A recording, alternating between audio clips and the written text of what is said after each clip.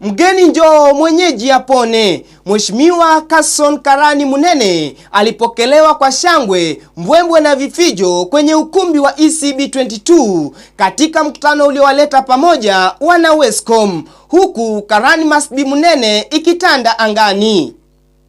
Mheshimiwa Karani ambaye alipata fursa ya kuungana na mgombea mwenza Purity Noel pamoja na Simba wa Sky Isaac Mricho anayewania nafasi ya katibu katika idara ya masomo kwenye serikali ya Samu.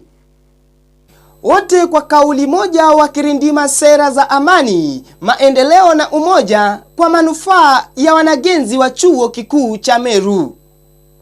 Mheshimiwa Carson Karani kwenye hotuba yake iliyojaa hekima, ukakamavu na ujasiri ulivuta hisia na makini ya wengi, huku akipata uungwaji mkono. Nitasema nikinukuu: "Nawashukuru sana wana Wescom kwa kuungana nasi kwenye muungano wa Musa.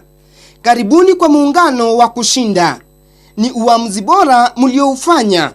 Hata hivyo, mwaka jana nilifanya pamoja na viongozi wenu wakiwemo Babi Harris na Amos Omoid, na mengi tumeyaafikia.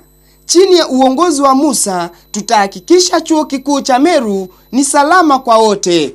Mwisho wa nukuu. Huku akiwasuta wapinzani wake wa kisiasa na kuwaeleza kuwa watafute ajenda badala ya vita. Kwa wanagenzi wa Meru, mwenye kushiriki moyo aso urudi mtima, hufa maji pondo ima na kuondoka na kilema. Philip Olingo, runinga ya Siku Njema.